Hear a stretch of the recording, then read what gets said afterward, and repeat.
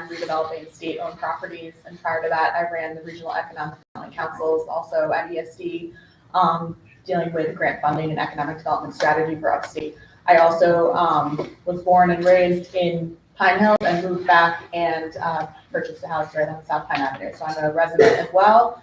I'm very invested in seeing and being part of what happens with the campus. Great, thank you. Sarah? I'm Sarah Reginelli. I'm a Senior Vice President at Ostrov Associates, a leading government affairs firm in New York State. That is a very recent title and move for me. Previously, I had briefly worked at a private commercial real estate developer, but prior to that, I spent 10 years at Capitalized Albany Corporation, running the city's economic development organization and industrial development agency. And for about the decade prior to that, I was principal planner with the city of Albany, working on neighborhood revitalization strategies and implementation, including overseeing the community engagement strategies for the Albany 2030 plan, as well as overseeing the Midtown Colleges and Universities plan for the city that oversaw this area here. So I'm thrilled to be working back in a community that I love. I do live just up the street on Western Avenue, not in the Pine Hills Neighborhood Association, but here in the city close by, and looking forward to working with everybody. Great, thank you, Sarah. I would like to declare that we have a quorum. I took the roll call while we're here. You have two more board members who were unable to be here. Dominic goes by Nick Mazza. Dominic was the Livingston County manager for many years, I think 15, 20 years. He is a government expert. He's got a master's in public administration from the Maxwell School of Syracuse University. Very active in the State Association of Counties and other things, and a good board member. He asked for a pardon because he and his wife had a trip planned to Paris, and I told him that probably takes precedence. So the other board member who could not make it today is Alejandro Paulino. Alejandra is the counsel to the majority leader in the New York State Senate, and Alejandra has some personal medical issues with some aging parents, and she thought she might or might not be here, but it looks like she wasn't able to make it today. But she knew about our meeting and wished us well. So I think with that being said, what I'll do is I'll turn it over to our in-house counsel, our in-house counsels, Mr. Harold Islin from Greenberg Traurig Law Firm, and Tom Owens from Tom Owens Law for an overview on the authority. Tom, Harold? Yes, sir. So I'm going to go first, everybody. I'm Harold Islin, an attorney at Greenberg Traurig. I head the Albany office. More importantly, though, I was born and grew up in the Pine Hills neighborhood, about 6 blocks away from here. Used to ride my bike over right across the street. I was talking with John Nigro where we would have lunch at Stiddick's, and any old timers would remember that was a fantastic luncheonette right across the street. So this is very personal to me. My family had an involvement with the College of St. Rose as well. So I'm sitting here as a counsel, but again, just as with many of you, it's a very personal connection to the mission of the authority and the commitment to the future of the St. Rose campus. So I'm going to talk to you about 3 things today. One is, how did we get here from where we were just 3 months ago or so, sitting here at the inaugural meeting of the authority?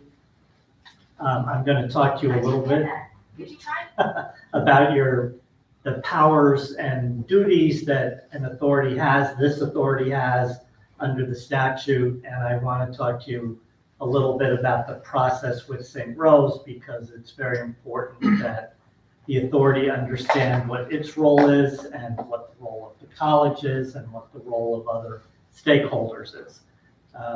So how did we get here? Let's start with that. So I think everyone has been following the St. Rose saga, and I think almost everything I'm going to tell you is really public information, but I think it's good to pull it into into the narrative. And so this spring, you know that the college had announced it was closing.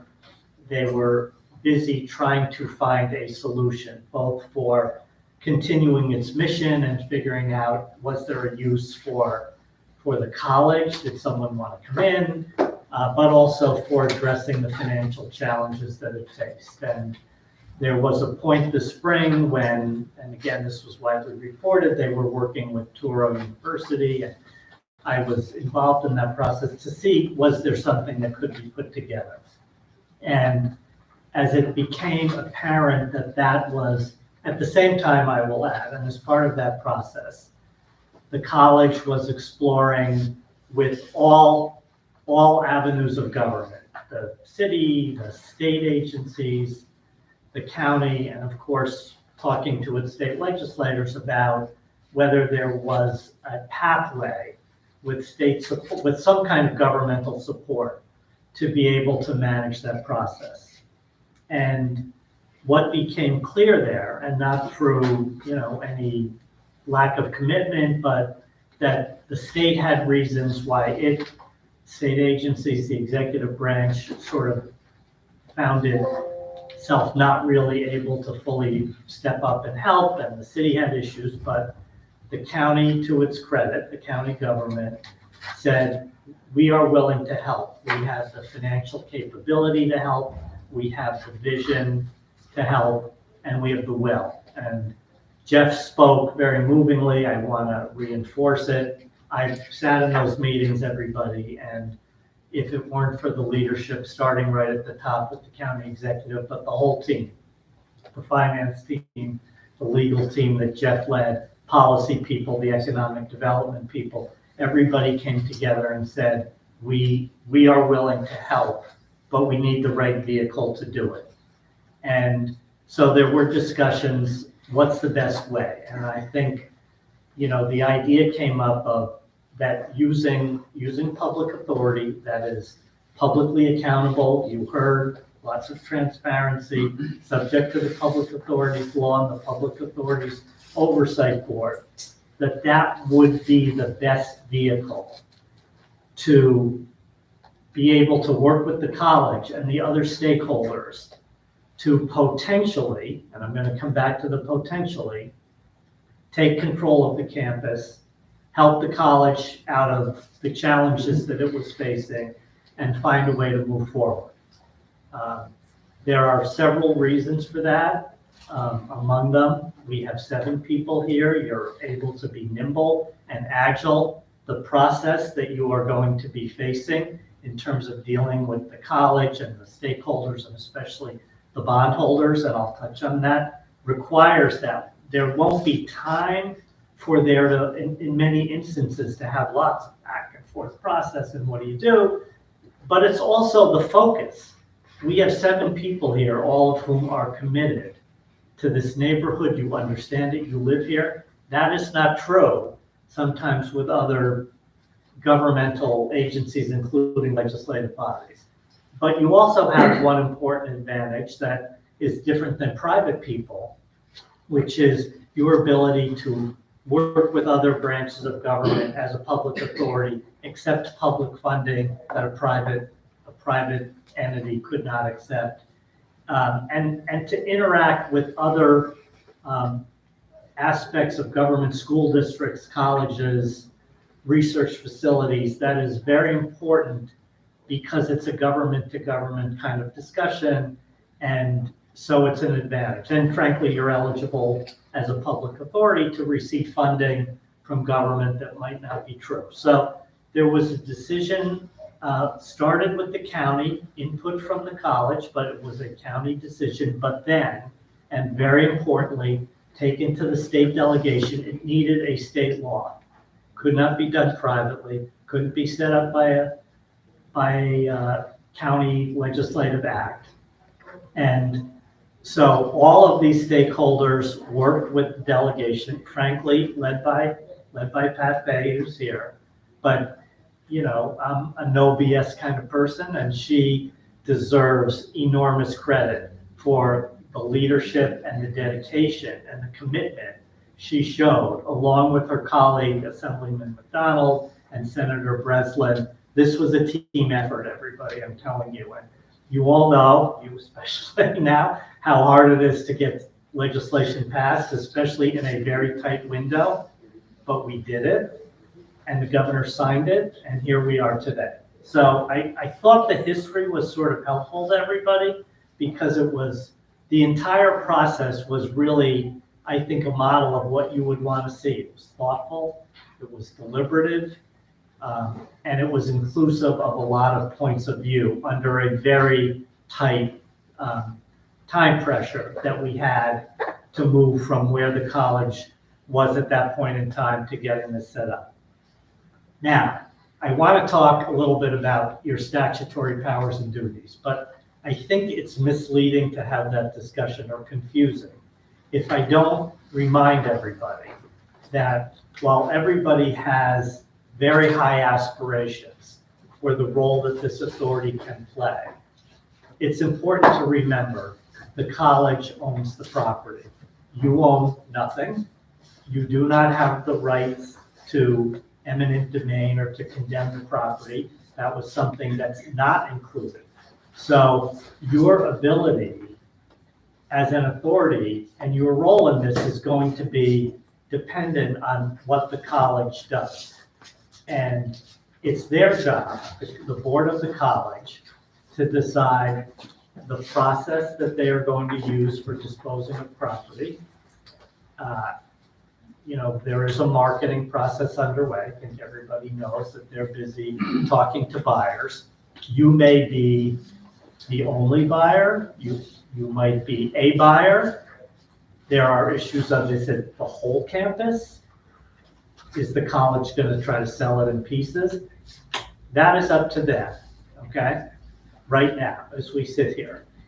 So while we all believe, the people who were involved in getting you here, I think, to this point, that the best buyer and the buyer that has the interests of the community most at heart and has the right mission is the authority. It does not mean that you will automatically be the buyer, okay? And that's a very important thing as you think about your duties and how you go about this. And why could that happen? Well, not only is it the college, but they have their, they have to decide what they want to do, but they have to be worried about the price that they get, and again, the structure of it, and anybody who comes to the table. So as much as, again, we sit here with very high hopes, and Jeff articulated those, it's important to remember that throughout this process, and I said this to Pat many times, so you can affirm it, the authority is a tool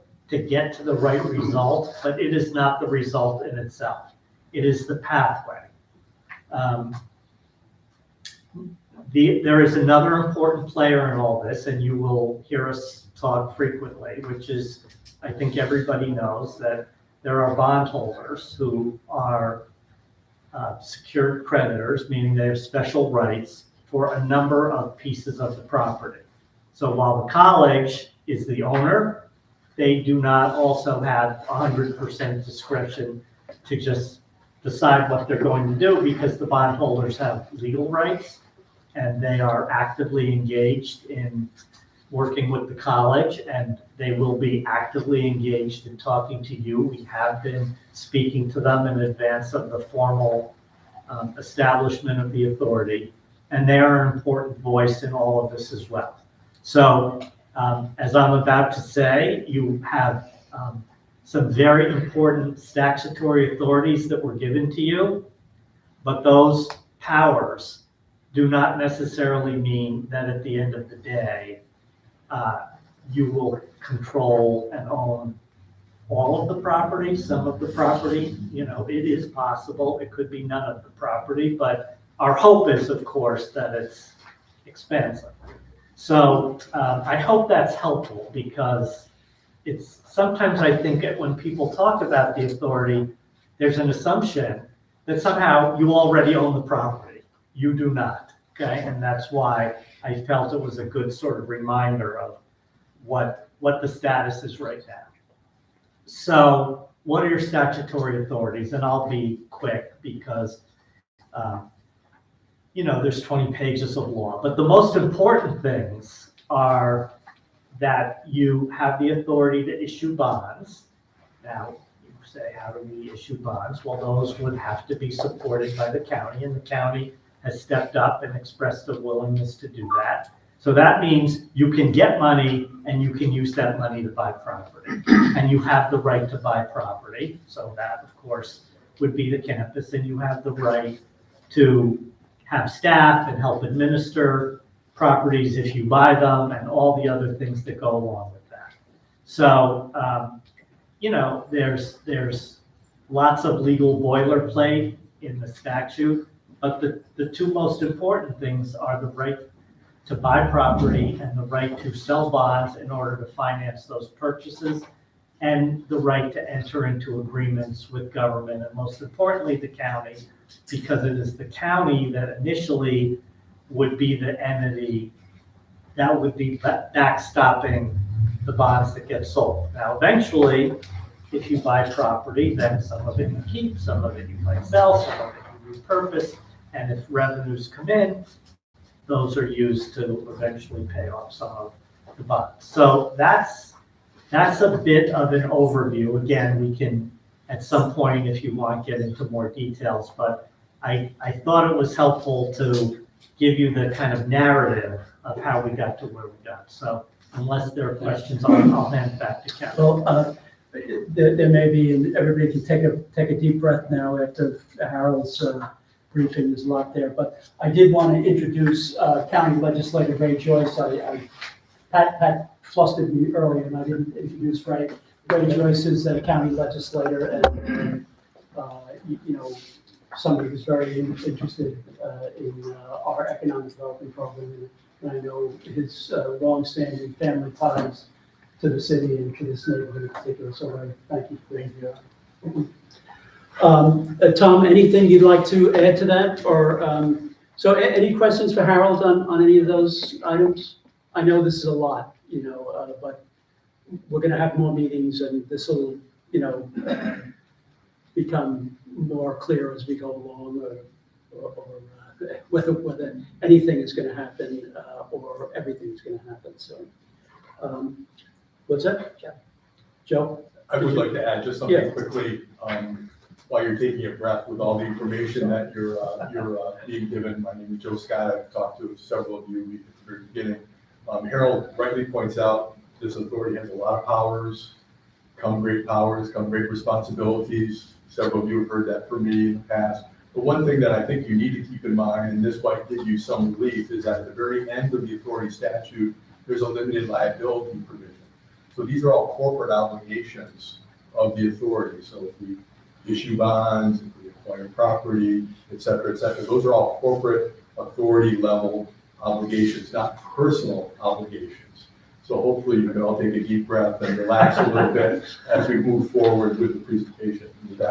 Thank you, Jim. That's a good point.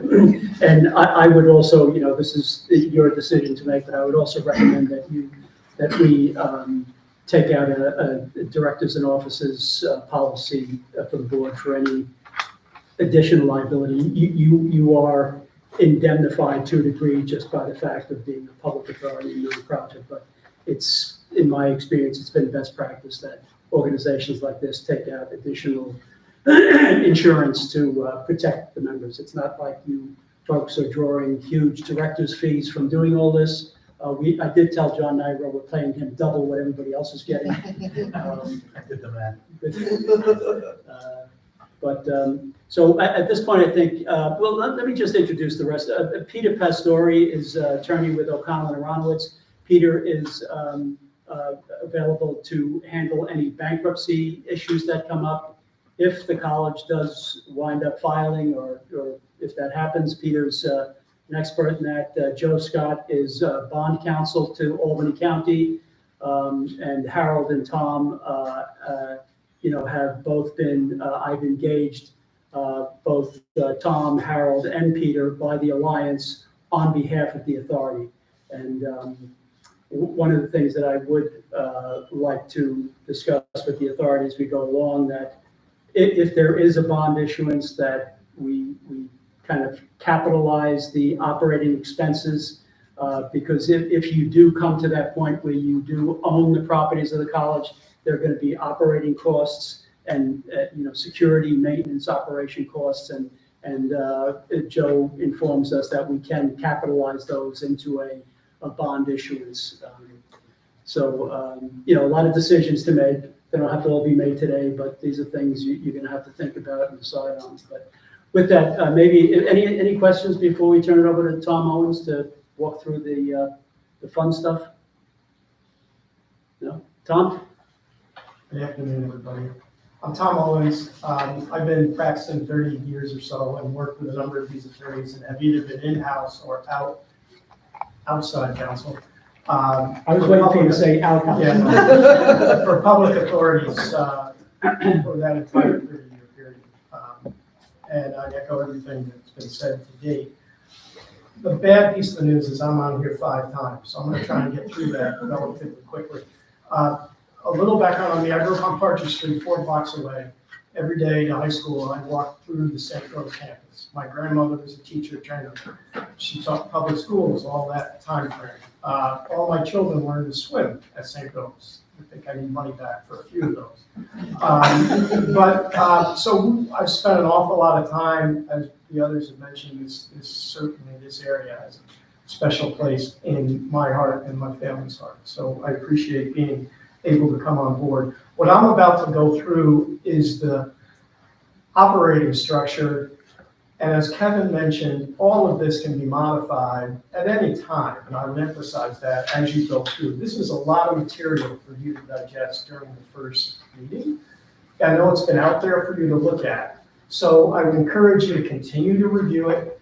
These are not what I would call new and novel inventions, as the Patent Office would look at. These are public authority documents, bylaws, governing structure, procedures that have been used for decades by authorities very similar, if not almost exactly, in the statutory language as this authority itself. So with that, I'm going to very succinctly try to anyways walk you through the next several items on the agenda. The first one is your bylaws. Okay, so this repeats a lot of what Harold has gone through in the statutory overview. It refers to the purposes and powers of the organization. It talks about the types of officers that this body will elect, both at the board level and at the staff level, which we will come to during the course of this meeting. It talks about some of the training requirements for board members. Many of you who have served on public authorities will remember and recognize that within a year of being appointed, you will need to conduct training that's put out by the Authority Budget Office. It's done in an online format. Our staff will provide you those dates. It's relatively easy. It's a half day, and we'll get you through that. And subject to any other questions on it, it talks about the basic processes, both from a meeting and an operational and a governance structure perspective on the authority's operations. And subject to any questions or anything like that, maybe what we'd like to do is get a first and a second, and then we would have a vote. But I certainly want to open up for questions or any discussion if we need to before that. So do I hear a motion? First. Allison, any discussion? No? Second? John? I'll call the vote if you don't mind. All those in favor? Aye. Aye. Any opposed? Let the record reflect that the motion was passed unanimously. Great, thank you very much.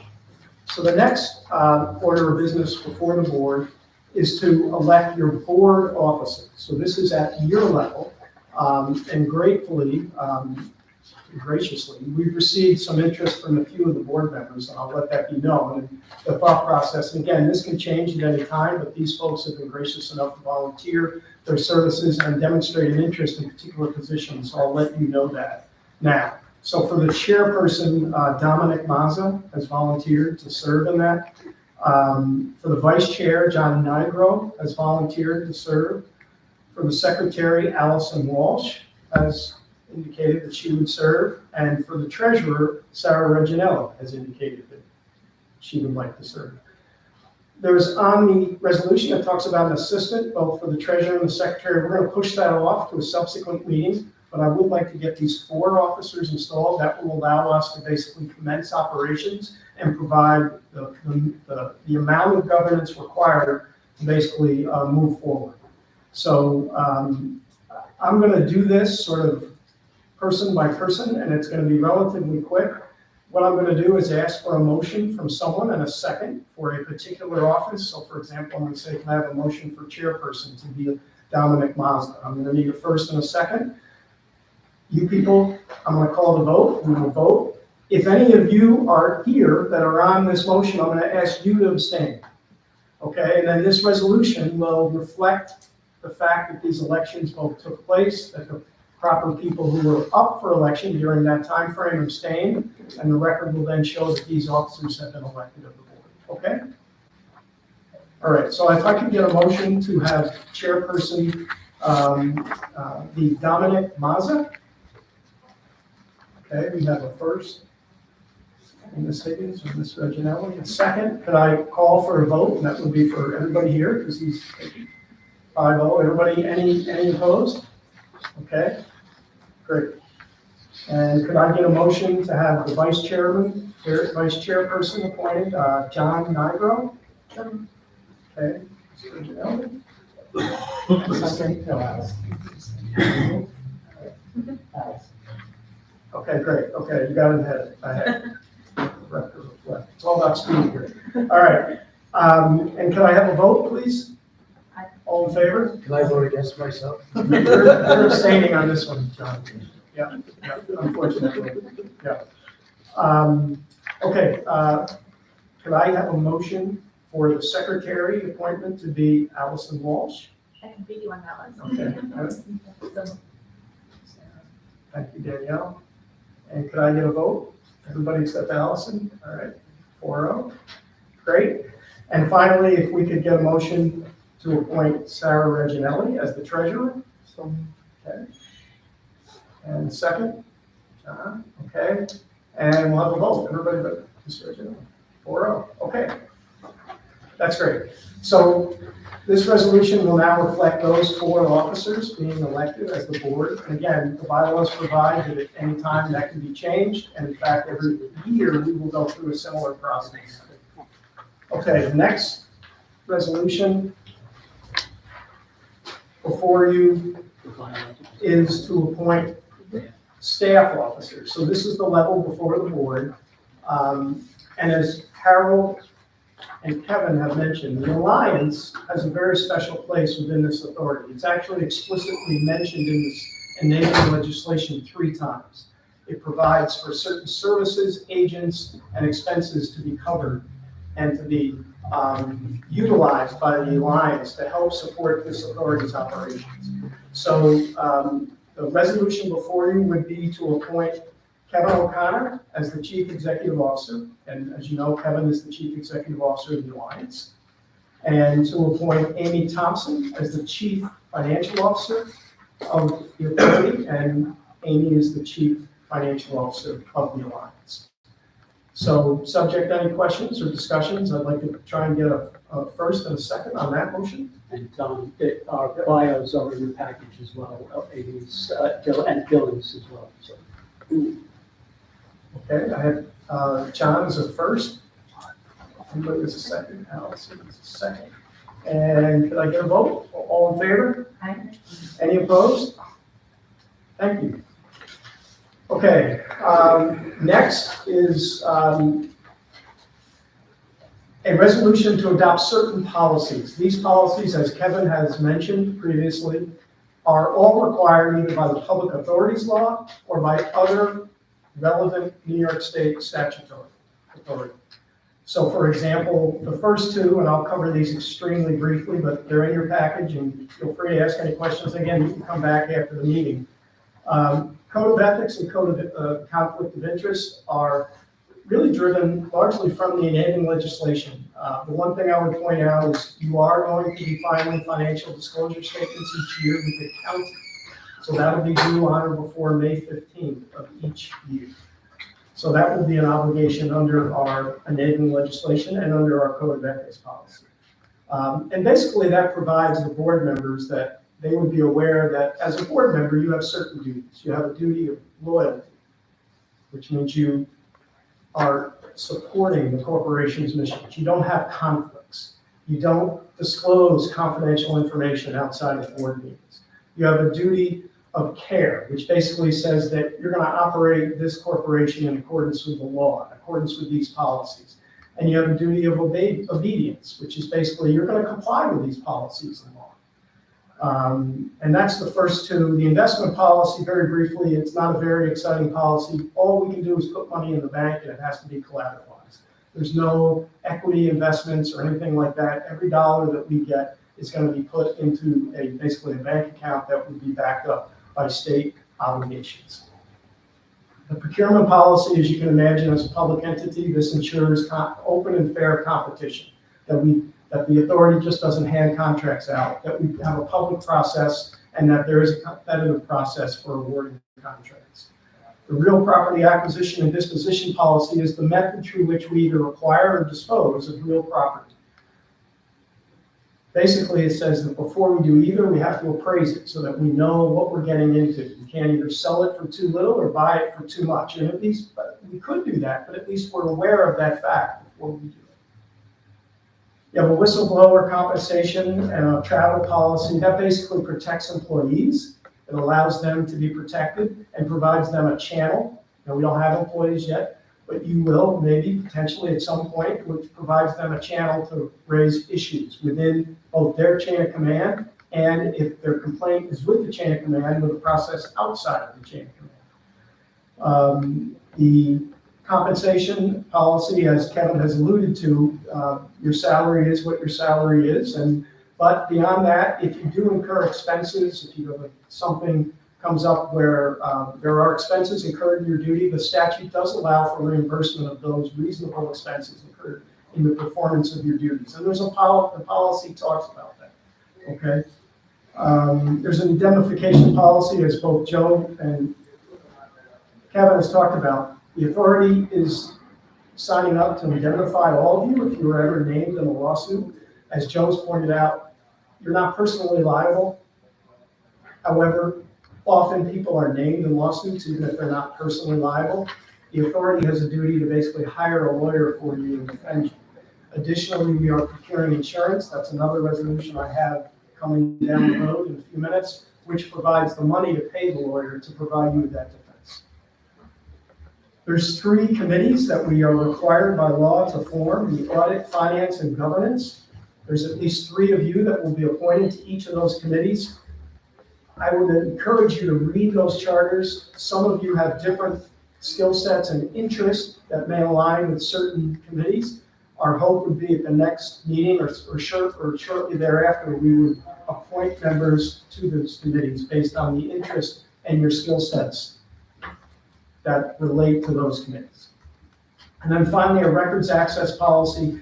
This is both a agency, as that term is defined under the Freedom of Information Law, which basically means we're a public body, and we are also a public body under the Open Meetings Law, which is also basically says our meetings are open to the public, except for certain circumstances and exceptions.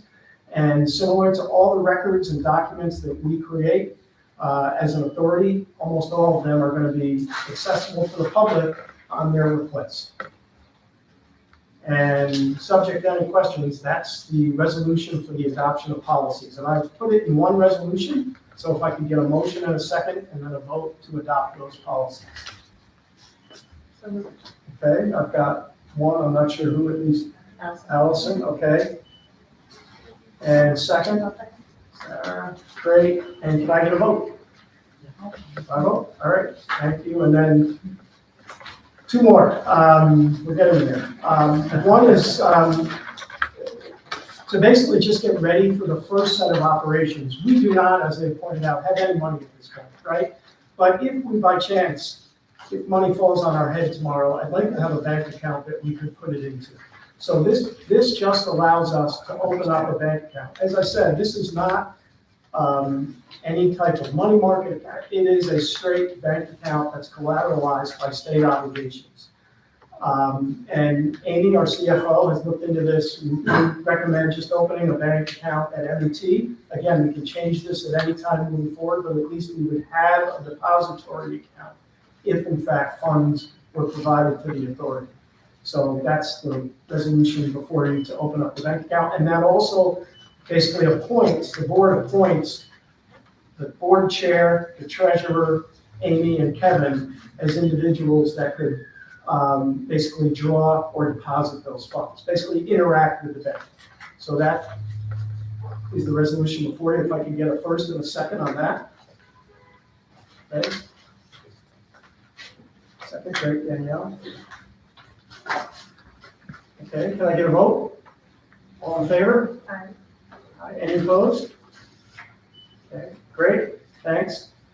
And finally, the last resolution, which we've already previewed a bit, this provides the CEO with the authority to negotiate and obtain services for insurance coverage, which is, it's worded as whatever prudent insurance coverage the CEO determines as reasonably and prudently necessary for the authority to procure. So Kevin would be, you'd be authorizing your CEO to go do that. And then similar to legal services, it authorizes the CEO, and again, in accordance with the procurement policy, to engage counsel and insurance services under our procurement policy, and we're not unique in this is standard, are what's called professional services. So it does waive the competitive process. But again, these things can be changed on a moment's notice by a subsequent board resolution. So you're not committing more than a month-by-month basis right now on these types of engagements. So I would like to get a first and a second on that motion. It's to procure insurance and legal services. John and Sarah, and if I can get a vote, all in favor? Anybody opposed? No, it passes 5-0. And with that, Tom Owens falls off the agenda. Not that Tom's presentation was anything less than scintillating, but we do have coffee for anybody back there if you're interested. So I guess at this point, this is kind of other business. There is a couple of items that we would like to ask you to convene an executive session, and we would like to discuss there of a confidential proprietary nature. And but before we do that, is there anything anybody else has that you'd like to comment on or talk about in an open session of the board?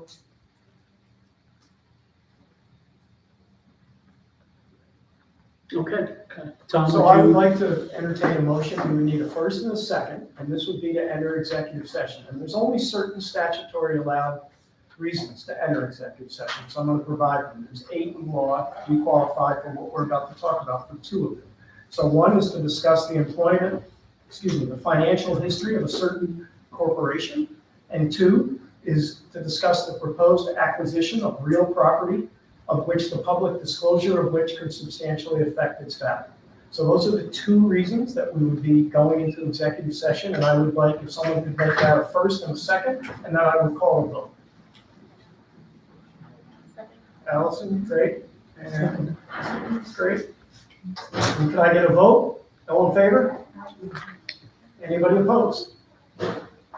Okay, we are now entering executive session. Great, thank you. It's at this point that I would ask to excuse the members of the public from our meeting. I would like to again thank you for attending, and we'll be holding these meetings and giving you all plenty of notice after the fact. So thank you very much for coming through. Do you expect to take any votes at the end of the executive session after you come out of it? I don't believe so. There's nothing on I'll the tell you agenda. if there is. I don't think so. They're If going to there come is, back, we'll I'll let you send know. the public back in. Thank you.